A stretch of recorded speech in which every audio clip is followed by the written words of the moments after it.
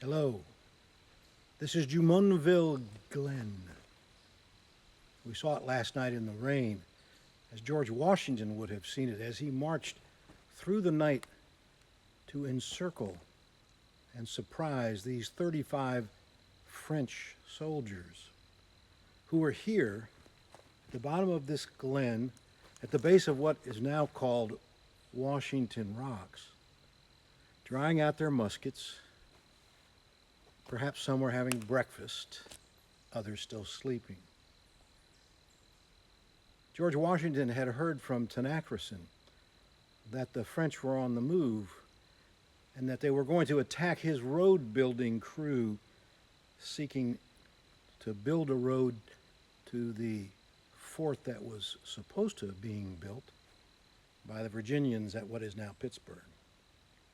Well, the French had chased those fort builders out. And so Washington was perhaps within reason to think that the French might come after him next.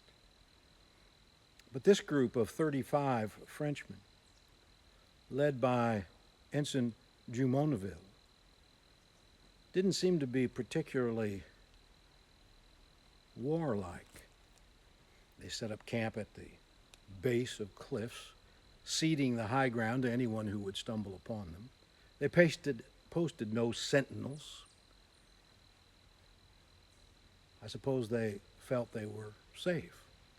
Or maybe they did, in fact, as the French would later claim, were just a diplomatic corps seeking to speak with Washington, as Washington had done the year before with the French, instructing this time the English to leave, just as Washington had instructed the French to leave the year before. Regardless, George Washington was young. This was to be his first firefight.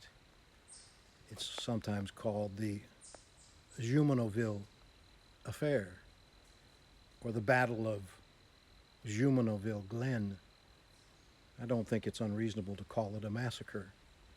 And I don't think it's unreasonable to believe that George Washington did not have the experience to efficiently command his 40 Virginia militiamen, and certainly not the experience to understand how Tenacrison, the Mingo Iroquois representative known as the Half-King,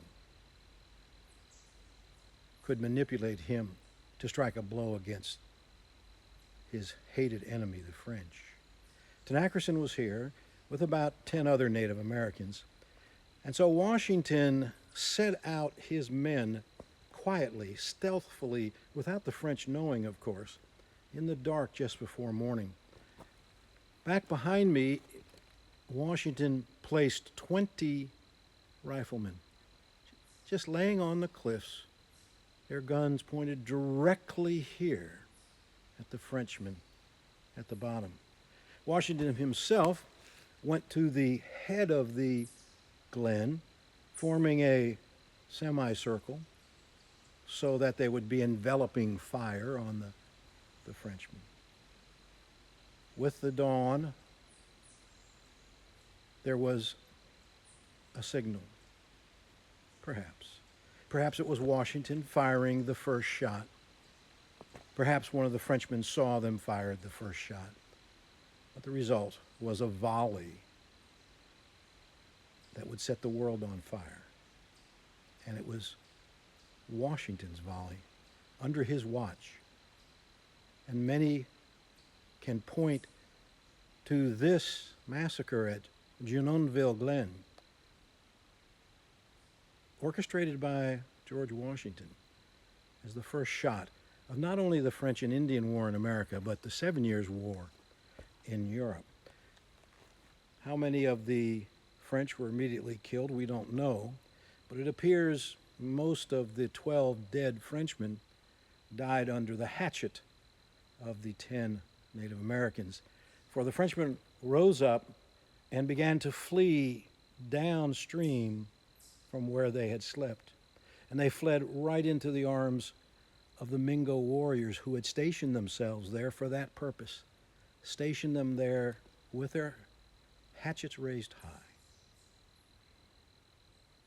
It all happened in about 15 minutes. I suspect George Washington was surprised at the severity and the cruelty of it all, for the Native Americans were scalping the dead French. And Ensign Jumonville was wounded and was pleading with George Washington for mercy and pleading with him to recognize the diplomatic nature of his excursion. How surprised George Washington must have been when Tenacrison, yelling something to the extent of, "My brother, you are not yet dead," sweeps up and onto the wounded Jumonville, splits his head open with a hatchet, wiping his hands with the Frenchman's brains. Well, trial by fire. George Washington had his first battle. He wouldn't report what I've just said to you when he sent his letter back to Governor Dinwiddie. He would indicate that Jumonville died and that he took prisoners, and 12 Frenchmen died in addition. I'm not certain if he indicated that one got away, but one did. And that Frenchman made it back to Fort Duquesne to rally the much larger French forces who were building the new fort there, Fort Duquesne. Now, George Washington would send a letter to his brother that extolled the virtues of military action. He admired his brother, and his brother was a military man, 15 years older, and perhaps a father figure. And he told his brother something to the extent that the sound of bullets hissing in the air was charming. Thus begins the military career of our first president and the general that would lead the American colonies in their revolution against the British. Whether he left the dead Frenchmen on the ground or whether he buried them, I don't know. But he was fairly full of victory here. And with his 40 men and his prisoners, he decided to move forward towards Fort Duquesne, hoping to meet the French forces. He comes down off of this mountain, which is Chestnut Ridge, makes it to a place called Gist's Plantation. That's Christopher Gist of Kentucky fame, the Ohio Company surveyor and explorer that came through Kentucky in 1750. He makes it to Gist's Plantation, where he is told that the French are moving rapidly against him with superior forces. They have come up the Monongahela in canoes. They've gotten off at what is now Brownsville at the mouth of Redstone Creek, and they are moving right up to his position. Well, George Washington figured that out, turned around and said, time to get back to where we left our road building crew and our other soldiers. He climbs back over this area of Jumonville, Glen, back down to a meadow he called the Great Meadow, where he had begun a small stockade, a palisade he called it, for his gunpowder. And knowing that there was a large force of French and Indians on his tail, and not having the time to reach what is now Cumberland, Willis Creek, 50 miles away, he hunkered down, and he had what was now about 400 men digging trenches, throwing up earthworks around this very small stockade. He called it Fort Necessity because it was necessary that he take a stand there. It was a very bad place to make a stand. It was low in a bowl, and the tree line was only 60 yards away. When the 600 French regulars and 100 Native American warriors descended upon Fort Necessity, they spent a whole day in the rain picking off George Washington's men, killing or wounding 100. That evening, they allowed Washington to sign an act of capitulation and they allowed him the next day, the 4th of July, how ironic, to march his remaining men out between two lines of French soldiers. But George Washington would always deny that he knew that in the Articles of Capitulation that he signed, he was admitting to the assassination of Ensign Jumonville. And thus starts the French and Indian War and the 7 Years' War in Europe. Let me give you a panorama of Jumonville, Glen.